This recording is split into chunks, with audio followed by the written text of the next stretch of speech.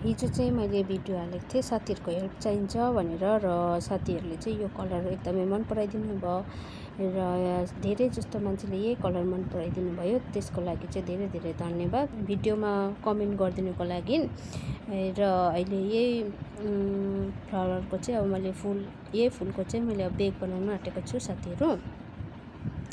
So मैले चाहिँ कतिवटा बनाएको पनि छु, बनाउँदैछु कतिवटा, धेरै टाइम पनि छैन।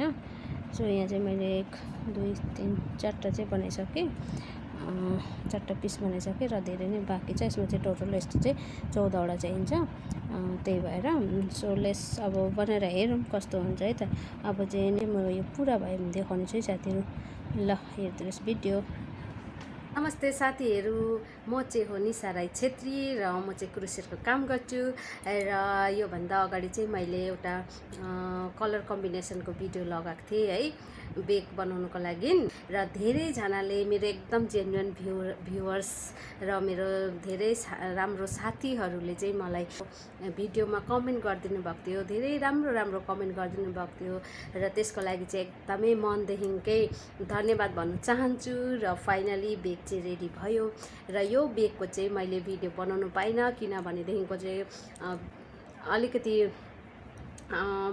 बिजी भएर नै हो साथीहरू। सो फाइनल रिजल्ट चाहिँ यो बेगको यस्तो आयो। बेग चाहिँ बनेर रेडी भयो साथीहरू र यो चाहिँ एकदमै राम्रो बेग बनेर रेडी भयो जस्तो लाग्यो मलाई पनि र साथीहरूलाई के कस्तो लाग्यो। र भाइले अर्डर दिनुभएको थियो र भाइ र बहिनी आउनुभएको थियो बेग लिनुको लागि, धेरै मन पराइदिनु भयो। थ्याङ्क यू सो मच भन्न चाहन्छु।